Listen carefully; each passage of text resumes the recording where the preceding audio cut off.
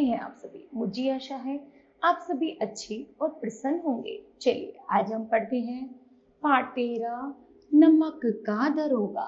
करते हैं इस पाठ की शुरुआत। चलिए बच्चों, उससे पहले हम आपसे कुछ प्रश्न पूछते हैं, जैसे दांडी यात्रा के बारे में आप क्या जानते हैं? समाज को कैसी लोगों की आवश्यकता है? और अगला प्रश्न है, अन्याय के विरुद्ध आवाज उठाना क्यों जरूरी है? ठीक है, चलिए करते हैं इस पाठ की शुरुआत। प्रस्तुत कहानी में रिश्वतखोरी और भ्रष्टाचारी लोगों की एक ऐसी सोच उजागर की गई है मानो यह कोई अपराध न होकर उपलब्धि हो। एक दूसरे को देखकर सद्गुणों को अपनाने के स्थान पर दुर्गुणों को ही जीवन का आधार माना जाने लगा है। समाज में कुछ ऐसी भी सदाचारी व्यक्ति हैं जो किसी भी कीमत पर अपने कर्तव्य और धर्म पर डटे रहने को तैयार हैं, और ऐसी पारखी भी है जो इन अमूल्य रत्नों की खोज में रहते हैं। ठीक है, चलिए आइए शुरू करते हैं। जब नमक का नया विभाग बना और ईश्वर प्रदत्त वस्तु के व्यवहार करने का निषेध हो गया तो लोग चोरी छिपे इसका व्यापार करने लगे। अनेक प्रकार के छल प्रपंचों का सूत्रपात हुआ। कोई घूस से काम निकालता था तो कोई चालाकी से। अधिकारियों की पोबारा थे। पटवारी का सम्मानित पद छोड़ छाड़ कर लोग नमक के विभाग में प्रवेश लेने को वहां दरोगा पद पाने के लिए ललचाते थे। वंशीधर रोजगार की खोज में निकले। उनके पिता एक अनुभवी पुरुष थे। समझाने लगे, बेटा घर की दुर्दशा देख रहे हो, ऋण के बोझ से दबे हुए हैं, लड़कियां विवाह योग्य हो गई हैं, नौकरी में ओहदे की ओर ध्यान मत देना, ऐसा काम ढूंढना जहां कुछ ऊपरी आय हो। मासिक वेतन तो पूर्णमासी का चांद है जो एक दिन दिखाई देता है और घटते घटते लुप्त हो जाता है। ऊपरी आय बहता हुआ स्रोत है जिससे सदैव प्यास बुझती है। इस उपदेश के बाद पिताजी ने आशीर्वाद दिया। वंशीधर आज्ञाकारी पुत्र थे। उन्होंने ये बात ध्यान से सुनी और घर से चल पड़े। अच्छे शकुन से चले थे। जाते ही नवक विभाग के दरोगा पर पद प्रतिष्ठित हो गए। वेतन अच्छा और ऊपरी आय का तो ठिकाना ही न था। वृद्ध मुंशी जी को सुख संवाद मिला तो फूले ना समाये। चलिए पैराग्राफ बदलता है। जाड़े के दिन थे और रात का समय था। नमक के सिपाही चौकीदार सभी निद्रा में मस्त थे। वह मुंशी वंशीधर को यहाँ आए अभी 6 महीने से अधिक न हुए थे, लेकिन इस थोड़े से समय में ही उन्होंने अपनी कार्य कुशलता और उत्तम आचार से अफसरों को मोहित कर लिया था। अफसर लोग उन पर बहुत विश्वास करने लगे थे। नमक के दफ्तर से 1 मील पूर्व की ओर जमुना बहती थी। उस पर नावों का एक पुल बना हुआ था। दरोगा जी किवाड़ बंद किए मीठी नींद सो रहे थे। अचानक आंख खुली तो नदी के प्रवाह की जगह गाड़ियों की गड़गड़ाहट तथा मल्लाहों का कोलाहल सुनाई दिया।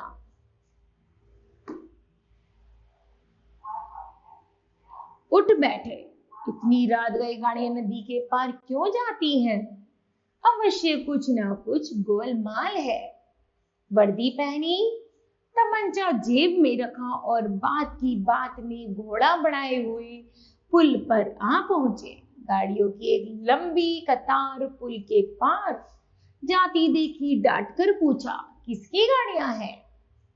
थोड़ी देर तक सन्नाटा रहा। आदमियों में कानाफूसी हुई। तब आगे वाले ने कहा, पंडित आलोपी दीन की। कौन पंडित आलोपी दीन? दातागंज के मुंशी वंशीधर चौके। पंडित आलोपी दीन इस इलाके के सबसे प्रतिष्ठित जमींदार थे, लाखों रुपये का लेन देन करते थे। इधर छोटे से बड़े कौन ऐसे थे जो उनके ऋणी ना हो। अंग्रेज अफसर उनके इलाके में शिकार खेलने आते और उनके मेहमान होते। मुंशी जी ने पूछा, गाड़ियां कहाँ जाएंगी? उत्तर मिला, कानपुर। लेकिन यह प्रश्न करते ही इनमें क्या है? सन्नाटा छा गया। दरोगा साहब का संदेह और बढ़ा।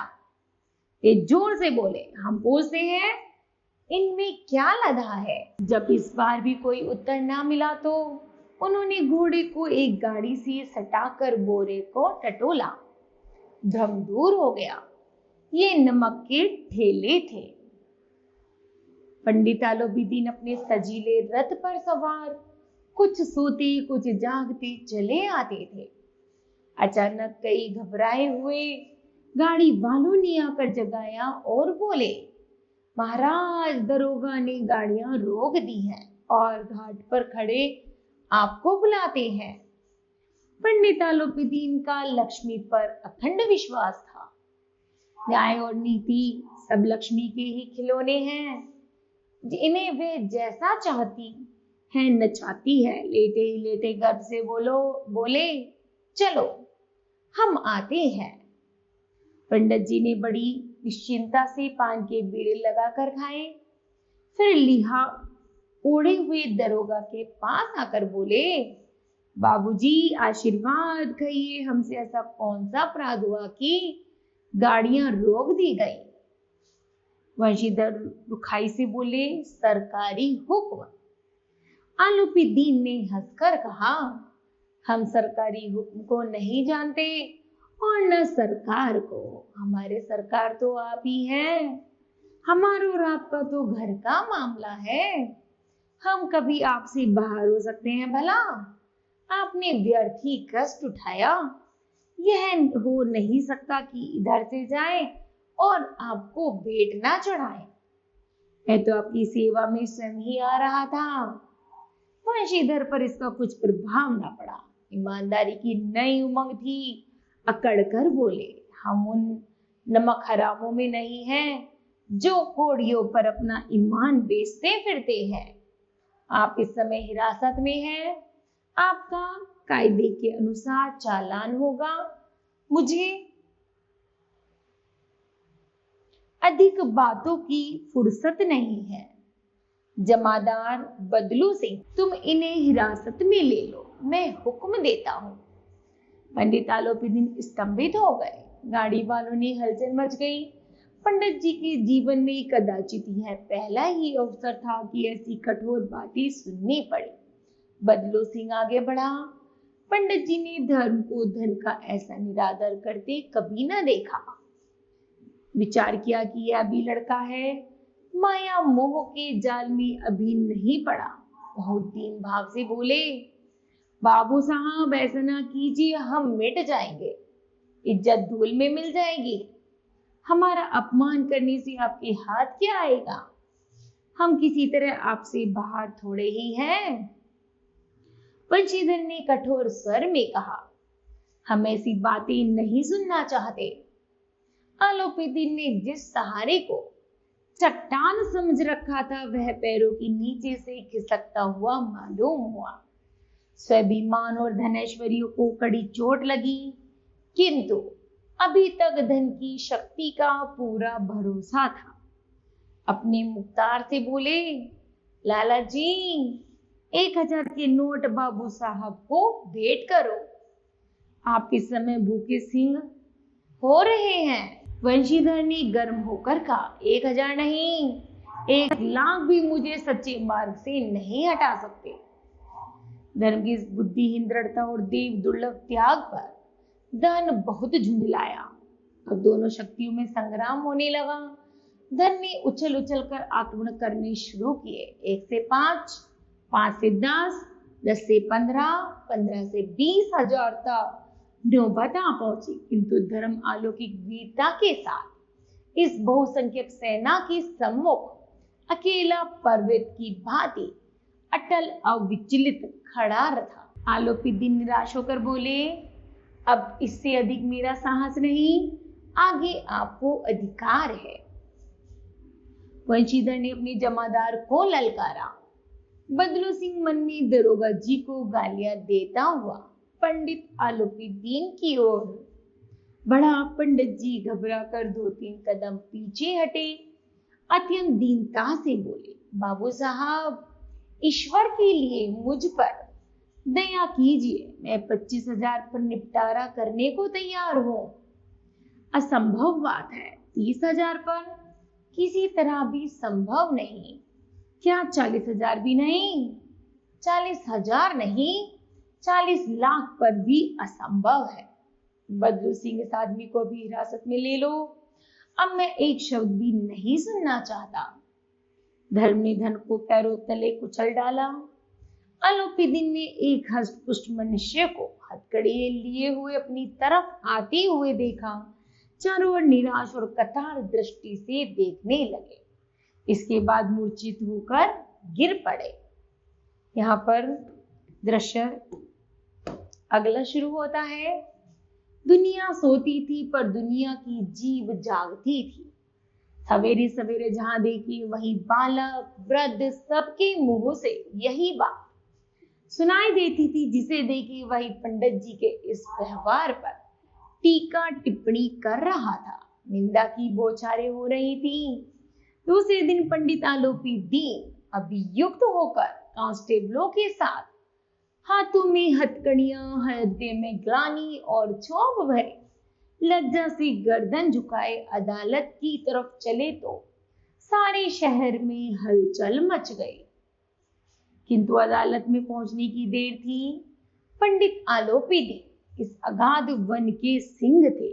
अधिकारी वर्ग, उनका भक्त, उनका सेवक, वकील मुख्तियार, उनके आज्ञा पालक और अर्दली चपरासी चौकीदार तो उनके बिना मोल के गुलाम थे। उन्हें देखते ही लोग चारों तरफ से दौड़े। सभी लोग विस्मित हो रहे थे। इसलिए नहीं कि आलोपीदीन ने क्यों यह कर्म किया, बल्कि इसलिए कि वे कानून के पंजे में कैसे आए। ऐसा मनुष्य जिसके पास अगाध धन हो, वह क्यों कानून के पंजे में आए। प्रत्येक मनुष्य उनसे सहानुभूति प्रकट करता था। बड़ी तत्परता से इस आक्रमण को रोकने के लिए वकीलों की एक सेना तैयार की गई। न्याय के मैदान में धर्म और धन में युद्ध छिड़ गया।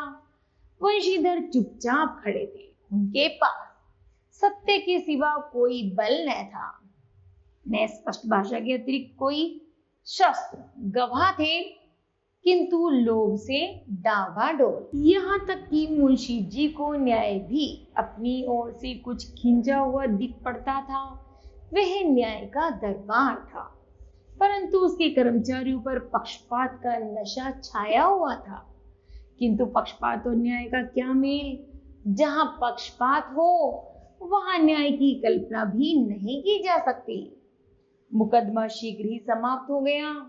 डिप्टी मजिस्ट्रेट ने अपनी तजवीज में लिखा, पंडित आलोपीदीन के विरुद्ध दिए गए प्रमाण निर्मूल और भ्रमात्मक है। वे एक बड़े भारी व्यापारी हैं। वे थोड़े लाभ के लिए ऐसा काम ना करेंगे। यद्यपि नमक के दरोगा मुंशी वंशीधर का अधिकार दोष नहीं, लेकिन यह बड़े खेद की बात है कि उसकी विचारहीनता के कारण एक भले मनुष्य को कष्ट झेलना पड़ा। हम प्रसन्न हैं कि वह अपने काम में सजग और सचेत रहता है, परंतु नमक हलाली ने उसके विवेक और बुद्धि को भ्रष्ट कर दिया। भविष्य में उसे होशियार रहना चाहिए। वकीलों ने यह फैसला सुना और उछल पड़े। पंडित आलोपीदीन मुस्कुराते हुए बाहर निकले। जब वंशीधर बाहर निकले तो चारों ओर से उनके ऊपर व्यंग बाणों की वर्षा होने लगी। आज उन्हें संसार का एक खेदजनक विचित्र अनुभव हुआ।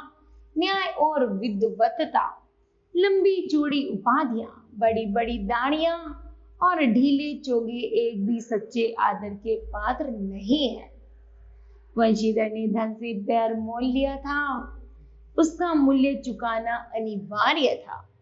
बड़ी कठिनाई से 1 सप्ताह बीता होगा कि मोतली का परवाना आ पहुंचा। कर्तव्य परायणता का दंड मिला।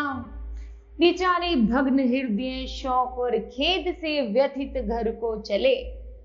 बूढ़े मुंशी जी तो पहले से ही कुड़बुड़ा रहे थे कि चलते चलते इस लड़के को समझाया था, लेकिन इसने एक न सुनी। अपनी मनमानी करता है, ईमानदार बनने चले हैं, पढ़ना लिखना सब अखारत गया। इसके कुछ ही दिनों बाद जब मुंशी वंशीधर घर पहुंचे और बूढ़े पिताजी ने मुअत्तली का समाचार सुना तो सिर पीट लिया। बोले, जी चाहता है कि तुम्हारा और अपना सिर फोड़ दो। वृद्ध माता को भी दुख हुआ। तीर्थ यात्रा की कामना मिट्टी में मिल गई। इस प्रकार 1 सप्ताह बीत गया। संध्या का समय था। बूढ़े मुंशी जी बैठे राम नाम की माला जप रहे थे। उसी समय उनके द्वार पर सजा हुआ रथ आकर रुका। कई नौकर कंधों पर लाठियां रखे साथ थे। मुंशी जी आगवानी को दौड़े। देखा तो पंडित आलोपीदीन है। झुककर दंडवत की ओर लल्लो चप्पो करने लगे। हमारा भाग्य उदय हुआ जो आपकी नहीं, तो आपसे क्यों मुंह छिपाना पड़ता। हमारा भाग्य उदय हुआ जो आपके चरण इस द्वार पर आए। आप हमारे पूज्य देवता हैं।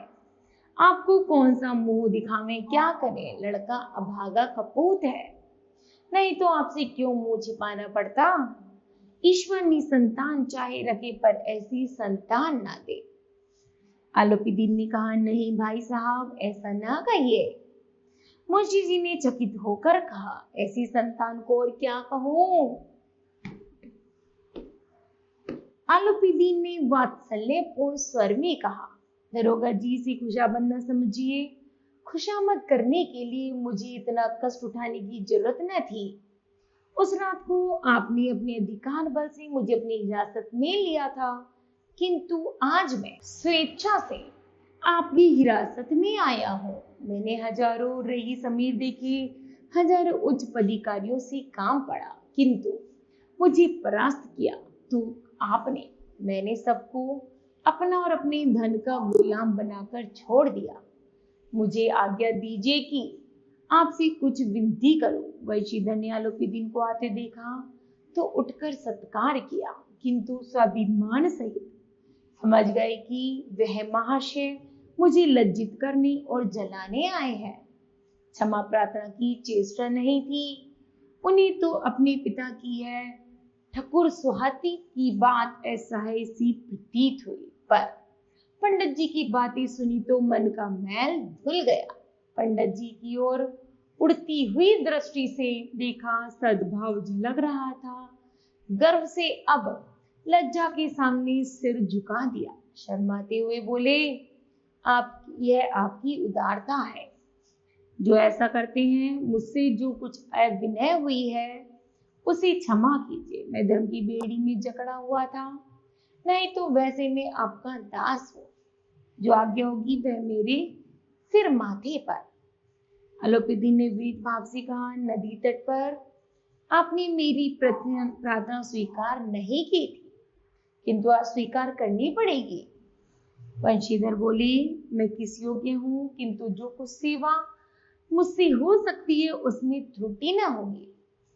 आलोपीदीन ने एक स्टंप लगा हुआ पत्र निकाला और वंशीधर के सामने रखकर बोले, इस पद को स्वीकार कीजिए और अपने हस्ताक्षर कर दीजिए। जब तक यह काम पूरा न कीजिएगा द्वार से न हटूंगा। मुंशी वंशीधर ने उस कागज को पढ़ा तो आंखों में आंसू आ गए। पंडित आलोपीदीन ने उनको अपनी सारी जायदाद का स्थायी मैनेजर नियुक्त किया था। 6000 वार्षिक वेतन के अतिरिक्त रोजाना खर्च अलग, सवारी के लिए घोड़ा, रहने को बंगला, नौकर चाकर मुफ्त। कंपित स्वर में बोले, पंडित जी, मुझ में इतनी सामर्थ्य नहीं है कि आपकी उदारता की प्रशंसा कर सकूं, किंतु ऐसा उच्च पद के मैं योग्य नहीं हूं। आलोपीदीन हंसकर बोली, मुझे इस समय एक अयोग्य मनुष्य की ही जरूरत है।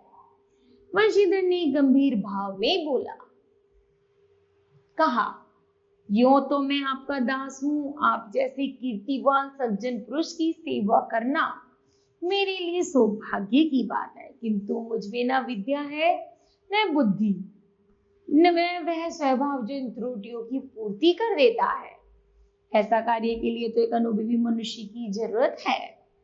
आलोपीदीन ने कलम निकाली और वंशी के घर के हाथ में देकर बोले, न मुझे विद्वत्ता की चाह है, न अनुभव की, न कार्य कुशलता की। इन गुणों का परिचय खूब पा चुका हूं। अब सौभाग्य और सुअवसर ने मुझे वह मोती दे दिया है जिसके सामने योग्यता और विद्वत्ता की चमक फीकी पड़ जाती है। यह कलम लीजिए, अधिक सोच विचार न कीजिए, हस्ताक्षर कर दीजिए। मेरी ईश्वर से यही प्रार्थना है कि आपको सदैव वही नदी के किनारे वाला वे